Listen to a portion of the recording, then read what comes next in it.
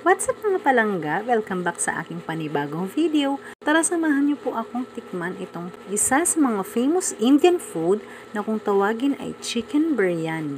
Madalas ko itong napapanood sa Facebook kung paano ba talaga siya lutuin and na-curious ako, sabi ko ano ba talaga ang lasa niya. Kaya naman, nung nag-post yung asawa ng pinsan ko na si Ate Kring, mega shoutout sa iyo Ate Kring, Cristina de la Cruz, ayan, so nung nag-post siya, na may pa-order daw siya nito, hindi na ako nagpatumpik-tumpik pa. Talaga namang umorder na ako sa kanya. And ayan, kung makikita nyo nga, talagang punong-puno yung isang tub. And nga pala, all the way from Cavite to Parañaque pa yan. O, diba?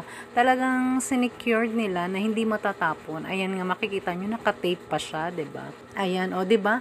Hitsura pa lang, napakaganda, napakalinis, and bagong gawa nga po pala iyan. So, bagong luto siya nang dumating sa akin, mainit-init pa. Kung makikita mo, o, sa halagang 180 pesos, napakasarap, napakabango, and napakalaki ng chicken. Sulit na sulit yung 180 pesos mo sa isang tub. Napakalaki ng chicken, tignan nyo naman ha yung part na yan. O, quarter leg yan, meron pang lemon, cucumber, and nakatoppings yung toasted na onion. O, diba? Napakasarap. Kaya pag open mo pa lang ng tub, naku, maglalaway ka talaga sa sarap. Ang bango-bango. Then yung aroma ng kanin, yung ingredient na nilagay dun sa kanin, naku, ang bango-bango talaga. Promise, hindi to chika ha. And nga pala, authentic itong pagkakagawa. Ito kasi malinis ang pagkakagawa nito. At saka ito din talaga ang business ng pinsan ni Ate Kring. Kaya naman, trusted and recommended itong chicken biryani nila. Authentic ang pagkakagawa nila. Diba? Ang ganda-ganda pa ng presentation. And ito nga pala yung sausawan ng chicken. Ayan. May tamis, asim, at anghang. Then, meron pang aroma siya na hindi ko ma-explain kasi basta masarap ang sausawan na ito. Tara na, ano pang hihintay nyo? Samahan nyo akong tikman itong chicken biryani.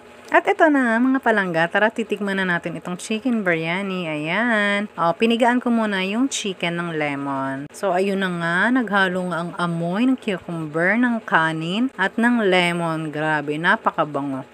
At ayan na nga, tinikman ko na nga yung manok, napakalambot, hindi ko pa alam kung saan ako kakagat niyan. O, nuot sa laman, ang timpla ng chicken. Ayan, napakasarap. Ay, tapos iba yung texture kasi ng kanin. Ang lambot din ng kanin. Ayan, o. Napapasayo pa nga ako sa sobrang sarap. Ay, nako talaga. Try naman natin ng mayroong sausawan.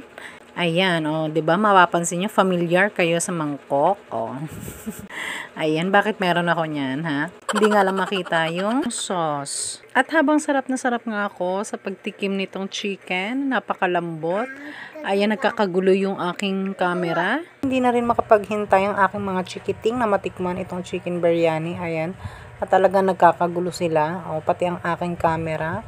O, diba? Approve. Sobrang sarap talaga nito. And nga pala, alam nyo, yung rice na ito is may konting anghang pero bearable naman. So, carry naman. Kayang-kaya naman ng mga bagets ko. Si Jack hindi siya masyadong kumakain ng maanghang. Pero this time, nung natikman niya tong chicken biryani, ay naku, talagang nagustuhan niya naman kahit may kaunting anghang. Ayan nga, o diba, kita niyo naman yung aking bunsoy. Kinakalabit na ako. And that's it for today's food serye ni Nanay Bethel. Thank you for watching. Bye!